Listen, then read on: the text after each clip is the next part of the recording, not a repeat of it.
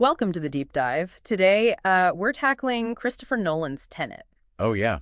Definitely a film that warrants a deep dive. Right. Our mission basically is to try and untangle some of that non-linear complexity, find those aha moments in how inversion and all that temporal strategy works. And we really have to start with inversion itself, Mm-hmm. because it's crucial to get that it's not standard time travel. Okay, good place to start. Yeah.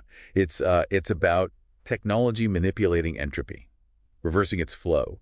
The film links the arrow of time directly to entropy's direction. Okay, hang on. Entropy, for those of us like me, perhaps, whose physics is a bit rusty, reversing entropy. What does that actually mean for, say, a person or an object? Well, think of entropy as the universe tending towards disorder, right? Heat spreading out, things are breaking down. Reversing it means you're moving against that natural flow towards order. Hmm.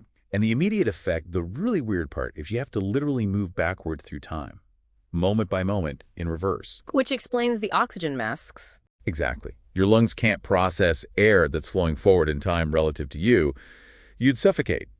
It also leads to things like, inverted bullets flying back into guns, reverse sounds. Right. It's physically real within the film's logic. Okay.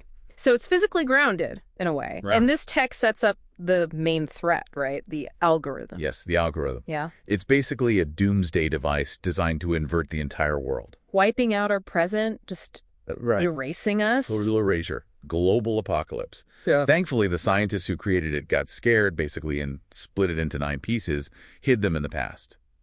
Our past. And the antagonists trying to get it, they're from the future. That's the twist, yeah. Future generations living on a ruined Earth. Devastated by climate change, our legacy. They see reversing time, erasing us as their only chance to survive. A desperate, drastic measure. Wow, okay. And Andrei Sator, he's their operative in our time. He is. He's got terminal pancreatic cancer. He knows he's dying. And he's got this incredibly bleak, nihilistic view. If I can't have it, no one can. So if he dies, he wants to take the whole world with him. Pretty much. Makes him the perfect tool for the future's plan. He arranges things so the algorithm detonates via a dead man's switch linked to his own heartbeat. Grim. Okay, let's shift to tactics. This temporal pincer movement idea, how does that work? Ah, yes. It's clever. It always uses 2 teams. You have the red team moving forward in time, normally, and the blue team, they're inverted, moving backward through the same event. And they converge. They converge on the objective. Yeah. But the key advantage, the absolute game changer, is what they call weaponized foreknowledge. Meaning The red team experiences the event first. They see what happens, how things play out. Then they communicate that information, maybe via an inverted dead drop or briefing backwards through time to the blue team. So the blue team goes into the fight already knowing the outcome? Exactly. They know every move the enemy makes before it happens. They know what works, what doesn't. The battle for them isn't a fight. It's more like choreography. They're just executing based on perfect future intelligence. That's a massive advantage. We see that in the final battle, right? Yeah. Stalsk 12. Stalsk 12 is the prime example. Blue team moving backward, red 2 moving forward, hitting that bunker simultaneously from opposite temporal directions. Okay, pulling back to the bigger picture, you mentioned the organization, Tenet itself. There's a loop there, too. Oh, absolutely. This is maybe the biggest structural reveal.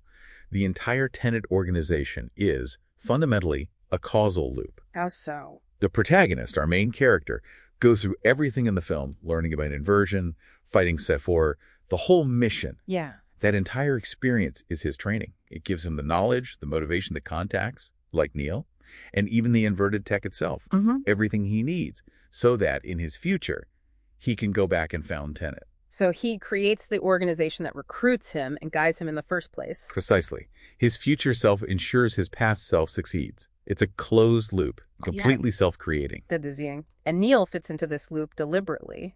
His sacrifice. Neil's role is crucial and deeply emotional. He knows how the loop plays out. He consciously chooses to invert again and go back into Stalsk 12, knowing he'll die opening that gate for the protagonist.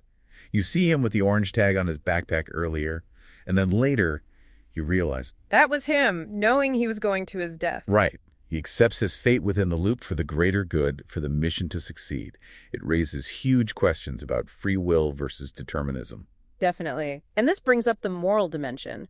The protagonist wins, he saves the present. He does. He saves Cat. He stops the algorithm. But in doing so, he guarantees the future remains bleak, right? The climate crisis still happens, leading to that desperate future generation who tried to erase us. That's the difficult truth, isn't it? His victory is, in a sense, localized. He saves his world, his timeline, the people he cares about.